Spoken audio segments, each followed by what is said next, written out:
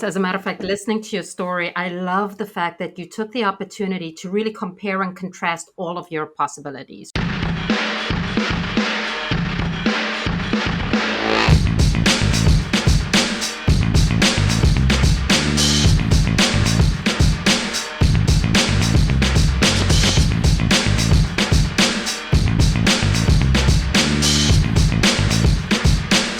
Welcome to your Career Revolution podcast presented by the Entrepreneur Source. My name is Mike Toper, and we have got an exciting episode today in store for you where things might get a little bit hairy. I'm going to explain that in just a few moments. But first of all, I would like to bring in my co-host. She is the Chief of Brand Ideology for the Entrepreneur Source. Her name is Tamara Loring. T. I can't wait to get started. We've got some amazing guests online today. So, Brad and Bonnie, just can't wait to hear more about your story.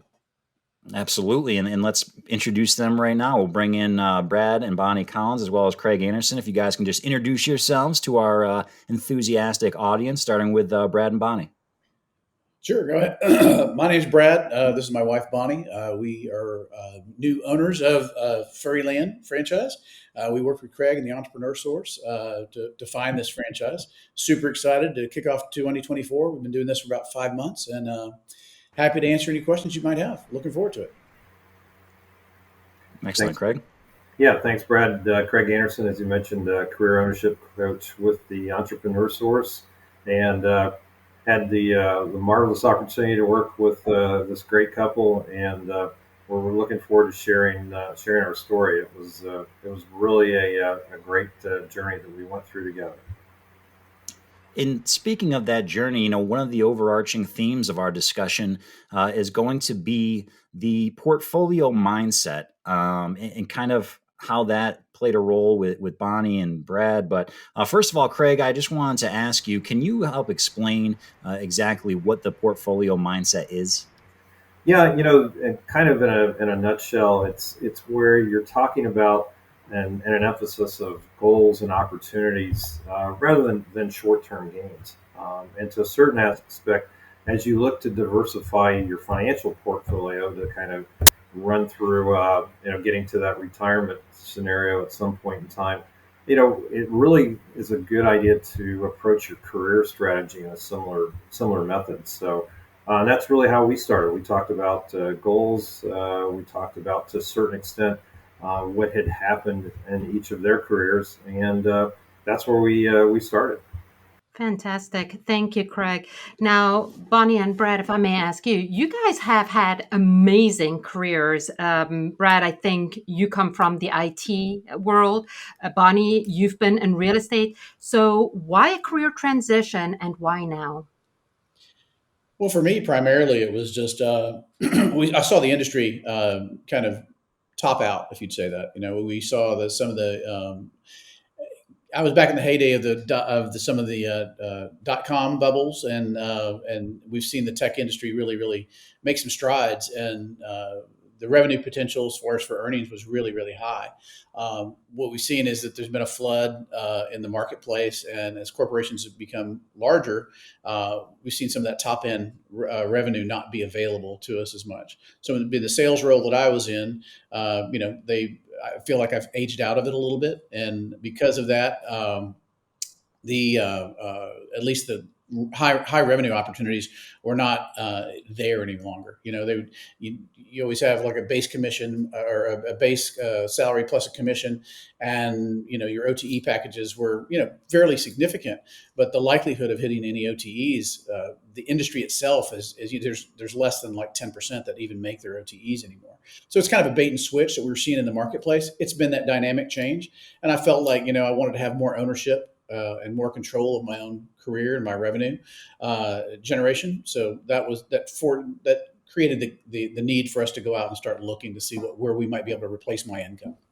And Brad, just for the listening audience outside the IT industry, OTE is? On target earnings. Got it. Okay. And Bonnie, Brad, how about you? Sorry, go ahead. Bonnie, you were in the real estate business, as Tamara had pointed out. Yes. So Brad and I actually met in IT security sales. I used to be a reseller of the products that he represented.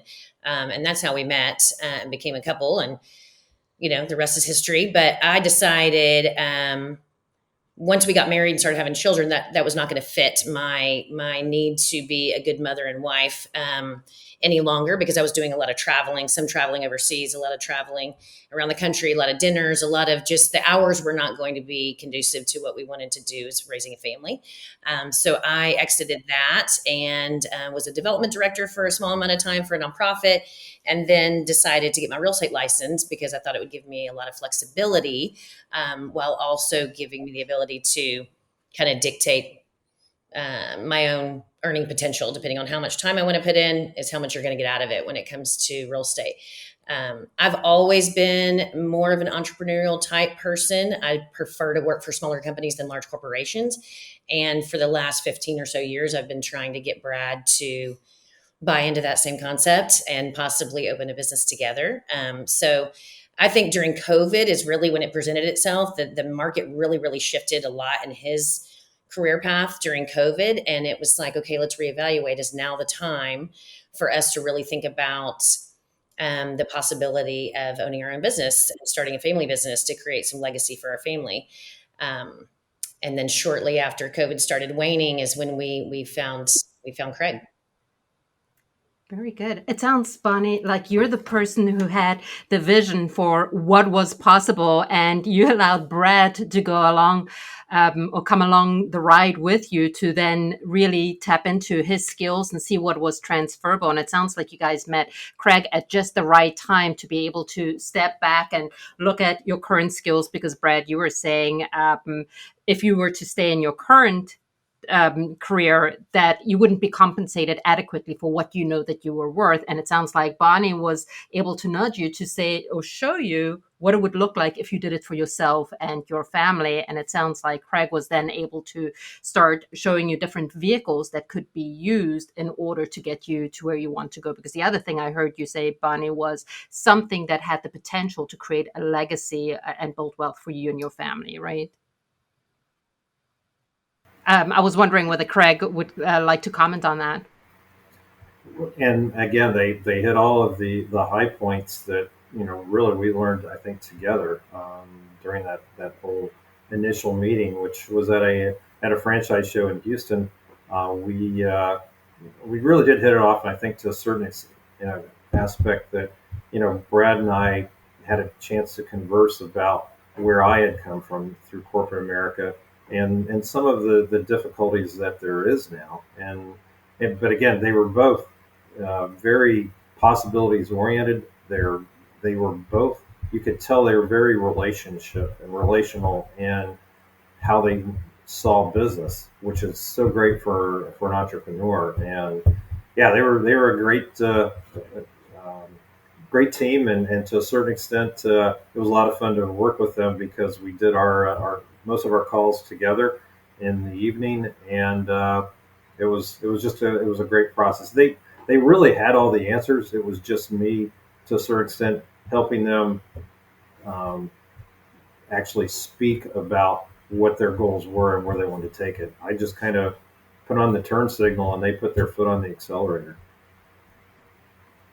If I want to applaud the fact that Brad and Bonnie did this together. Craig, you've been doing this for a while, right? And how many times do significant others actually engage in the journey together? And what I find happens so often is one person will start developing a vision and an idea of what's possible, and then to catch the other person up is almost impossible, right? Because it just seems like it came out of nowhere. So I just want to applaud you for shaping and creating this vision together, because I don't know whether you realize this or not, but it's rather uncommon. Not many people involve their significant other. And I think it's so, so crucial, right? If you're going to dream and change the trajectory of your family's future, you have to do it together. So well done on that.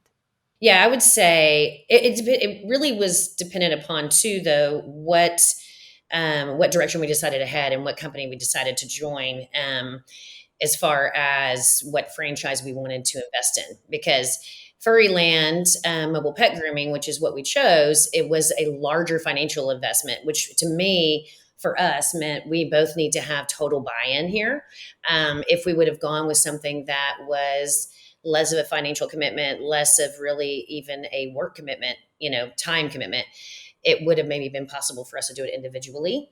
And we did look at a number of different franchises with Craig. I mean, that was one thing that was really, really helpful was Brad and I just didn't have any knowledge of where to start. And so having a resource that could, Craig took a lot of time interviewing us, putting us through, we had homework that we had to come to the table with every time that we met with Craig to be able to present to him and have material to talk through and kind of work through. Some questions were harder to answer, honestly, about each other than we wanted to. And we learned a lot about ourselves and about each other. But it ended up where that took us was that Craig was able to present us with multiple different franchises and options. And they were very diverse, right? Like they were from a standpoint of investment, was investment of time and investment of finances.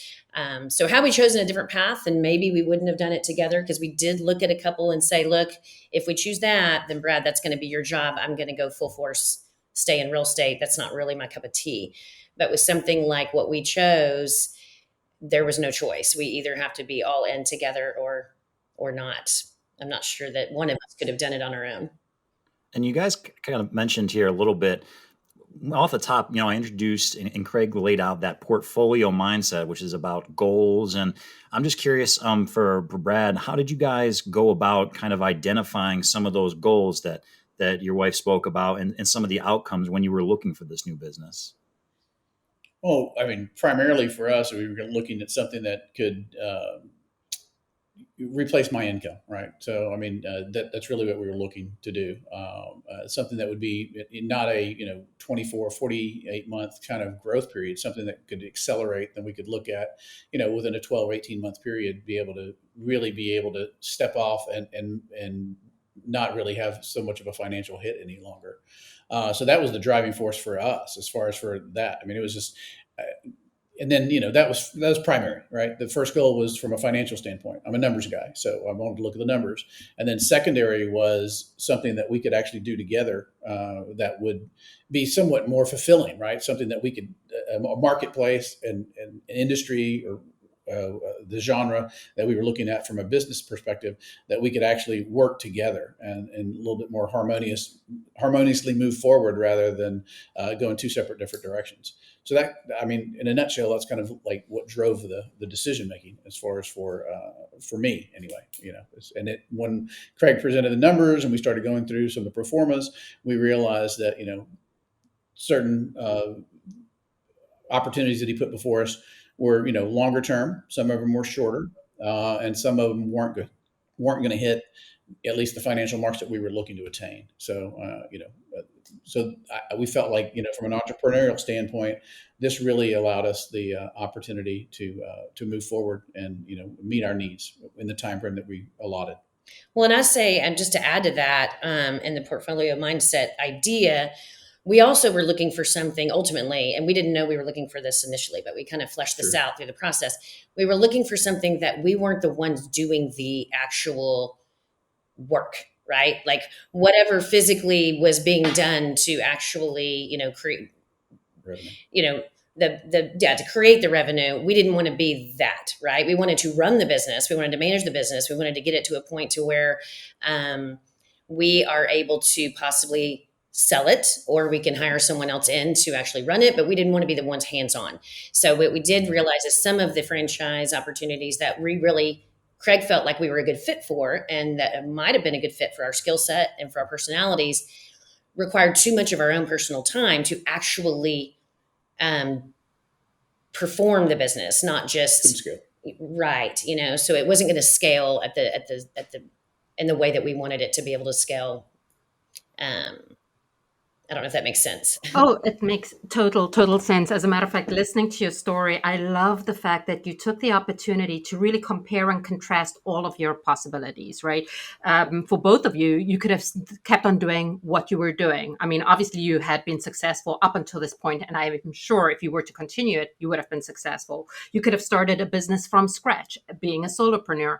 Certainly, Bonnie, you have a lot of experience in that too, right? What would that look like, and how much hands-on work am I willing to do, versus the idea of working on the business. As a matter of fact, quick plug for Michael Gerber. He wrote a book, The E-Myth Revisited, Why So Many Small Businesses Fail and What to Do About It. But he talks about the concept of, are you the technician? Did you just buy yourself a job, or are you working on the business and creating a bigger business? And it sounds like this is where it evolved to when you thought about, okay, what can I do shorter term to generate the type of income, give me the lifestyle I want, but longer term, what is going to build wealth and equity? I don't know whether you guys realize, not only did I say you guys are unique for doing it together, I think more people should do that. The other thing is 80% of people who end up discovering that franchising is the vehicle that they want to choose start off with a single unit. But you guys had a bigger vision, and I would love for you guys to expand on that a little bit more, because instead of investing in one unit of Furry Land, I think you took over the entire market. Is that right? And you are already working on your third vehicle ahead of schedule. Is that right? Already received it, actually. It's already Oh my rolling. God. It's literally on the road today. All We right, were congrats. talking about, before meeting with you guys, we were having a meeting, like an executive meeting, and I was told, Brad, I was like, we have 3 vans literally rolling right now simultaneously, and we haven't gotten one single caller text. Yay! We were really happy because that's rare. But no, you were correct. So the territory that we bought was a 22 county territory in Texas, Houston surrounding area. If anybody out there is familiar with the size of Texas, you think Texas is big. Houston's it's huge, and 22 counties is ridiculously large. So we are really only working within one county right now, and we probably could run 15 vans in one county, even more than that, wouldn't you say? But we decided to start with 2 vans, and then we very quickly added a third van, which we rolled right before Christmas. We're realizing that part of our learning curve is that our timing is been a little bit tough on ourselves and our family, from like, you don't really want to roll a brand new van the week of Christmas. Or you're rolling the week your kids go back to school. Yes, the first 2 vans we rolled literally the week the kids went back to school. Just a little stressful. And then the third van we rolled then. So we're figuring out our timing. Everything is a learning process, right? But definitely, our intention was definitely not to kind of like slowly walk into this, but instead really try to attack the market. Houston is a saturated market, and I wouldn't say saturated. Houston is a competitive market for the industry that we're in, which we think is great. That was something else we were looking at and talking to Craig about through the process. We didn't want to invent a product. Like, we both have been in sales a long time. Create a market. We didn't want to create a market. We wanted to go in and say, look, people have a need. There's a desire. There's a market for this already that's not being met. There's not enough supply for the demand. Let's go fill the gap and then take it over, right? Like, that was the idea. So slowly easing into it wasn't going to do it. We knew that we were going to have to hit the ground running and really kind of attack the market, just put our heads down and get to work quickly. And just looking at the market itself, I mean, kind of just to step back to more look at the cycle for Furry Land. I mean, for us, the market itself is dominated by a lot of mom and pop shops. So you've got people that are running one van, and they're trying to do the best they can, but they don't have people that can answer the phone. So they don't get return phone calls in time. There's the lack of professionalism, and what we can bring, or I can bring from a professional sales standpoint to the industry, has already seen changes. I mean, we already have feedback from our customer base is that they love the professionalism, right? It's unique. It's a refreshing change. I mean, we get that a lot. Is that, wow? You answer your phone. Oh, you schedule properly. You call us back. It doesn't go into a black hole, which you see a lot of our competitors that it does. So that'll differentiate us. But we want to be able to. We don't want to grow so fast that we do fall into the trap where we're not returning phone calls, and we're not paying attention to the customer, because we want to make the customer number one, as always. The customer's always right. So we've both been in that world career wise. So it's significant to be able to actually have that relationship with the clients themselves and make them feel like they're deserving, and they're also validated, and they are also receiving the level of service that they expect. And this ties in perfectly. I mean, this is a whole ties into a theme, and T, you're going to love this one too. The TES book, reimagine and reclaim the life of your dreams. See, I beat you to the punch on this one. In that you guys, you had this kind of vision. You had this journey to self-sufficiency. You kind of wanted to reclaim and set a new path for yourself. And you described everything exactly what you were looking for. And it looks like in your current situation, you found it and are continuing to build on it. And I just wanted to ask Craig, because obviously you kind of helped guide Brad and Bonnie along. In your experience as a career coach, Craig, what are some things that people should keep in mind when they are kind of reassessing their goals or deciding, what kind of outcomes that they want as an entrepreneur, or to kind of change things a little bit? What should they keep in mind? Again, it comes back to the goals that they set up. And again, whether it be lifestyle, whether it be income, wealth, and equity, and everything else in between. The ability to maybe for the first time in your life take a look at what's important to you and your family, and build that strategy, and to a certain extent, prioritize it, and really what is, because money's not everything. We find that out every day of our lives. I think the things that made Brad and Bonnie very special is that immediately, although they didn't always agree on everything that we talked about, those kind of key and core values came out. And so, from my standpoint, it was to find something that was going to help them meet that. But they did all the work. They did the discovery process, which I think, as other coaches have said, it's undefeated, because they were able to go in and compare and contrast what those goals were. And I guess to a certain extent, I kind of expected them to, because they are, sometimes we call them, empire makers. They wanted to dominate the market, and they wanted to dominate it through giving people the best value for their money. And I think that is really where Furry Land answered that. And I'm very, very sure that they're going to be one of the top, franchisees for Furry Land in a very short period of time, and probably are already there, even if they don't. And as absolutely, and as we kind of wrap things up here, T, again, that kind of just ties back into a theme of your career revolution in terms of the book from the Entrepreneur Source, as far as making the right choice, right? Absolutely. I mean, I think, Brad and Bonnie's story should inspire our listeners that if their current career path is not checking all the boxes, there's opportunity to reimagine and reclaim the life of your dreams. So definitely pick up a copy of Your Career Revolution. No need to feel battered and beat up. There is opportunity, and entrepreneurship comes in so many different shapes and forms, right? You could have the portfolio lifestyle and a business that Brad and Bonnie are building, or you could be a solopreneur. You could leverage an existing system. So just don't limit your options before you start to dream. Engage with a coach like Craig Anderson, or one of our career ownership coaches, and well, just so see far, where it goes. things are looking up down there in the Lone Star State. So want to thank everybody for joining us here today. Our guest, again, Brad and Bonnie Collins, clients of the Entrepreneur Source and now budding entrepreneurs, as well as Craig Anderson, career coach extraordinaire for TES.